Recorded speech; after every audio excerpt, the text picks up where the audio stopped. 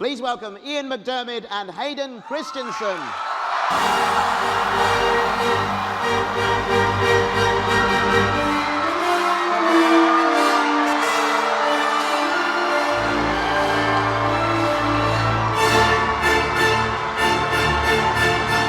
Tell us what it was like working with Ian, a hugely experienced actor. Were you intimidated at all?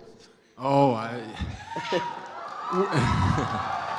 working with Ian was just a real treat and a privilege. I mean, everyone knows that he's such an amazing actor, but he's also an incredibly generous actor, and really kind of took me under his wing and was just very caring and giving, and I owe a lot of what I was able to accomplish in episode 3 to being able to work with Ian. We met very briefly over lunchtime with Richard Marquand. This is, of course, Return of the Jedi.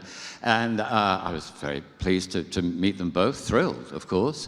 And then we said our polite goodbyes, and I went back home, and the phone was ringing. My agent said, "You've got the part." I said, "Oh, well, that's great. What's the part?"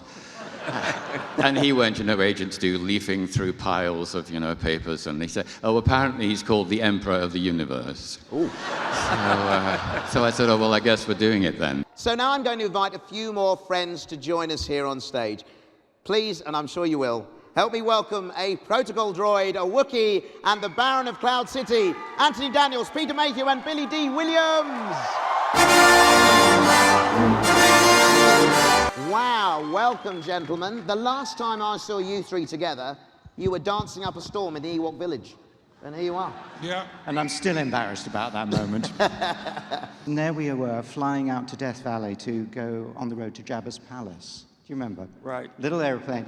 And they were setting up this box with a mirror, a window in it to make the matte painting of Jabba's palace. And whilst they were doing that, I kind of, walked along, sort of going, Lando Calrissian never returned from this awful place. And suddenly behind me was beep, beep, beep, beep, beep, beep, beep. And there was you going, beep, beep, beep, beep, beep, beep, beep.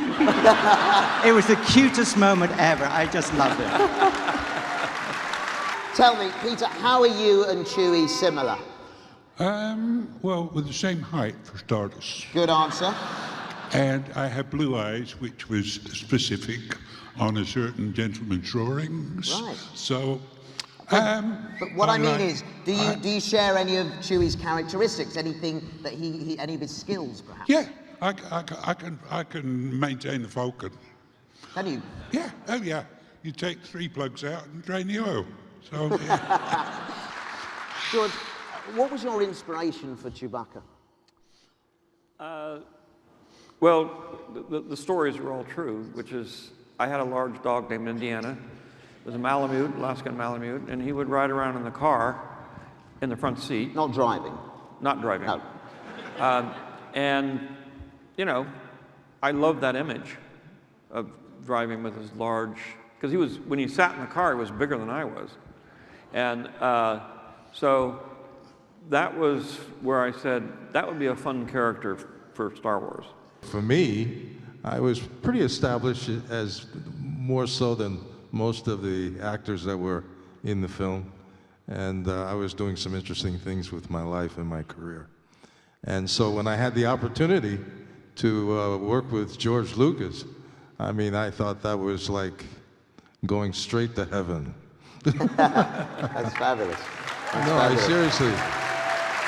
seriously, it was a wonderful, extraordinary experience that I'm very happy to have had. It must feel pretty rewarding to be surrounded by 1, 2, 3, dare I say 4 of your greatest character creations. Why don't we go crazy and make it 5? Ladies and gentlemen, Mark Hamill.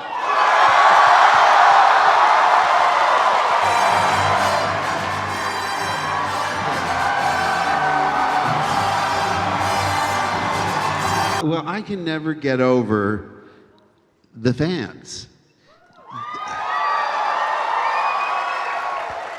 They are supportive. They're with you in good times, bad times, they're more supportive than my actual family. Because they criticize me all the time.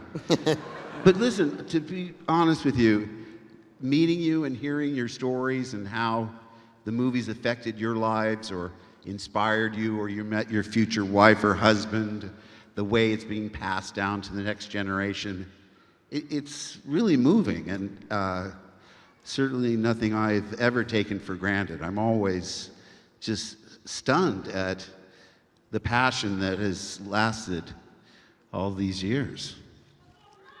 Yeah.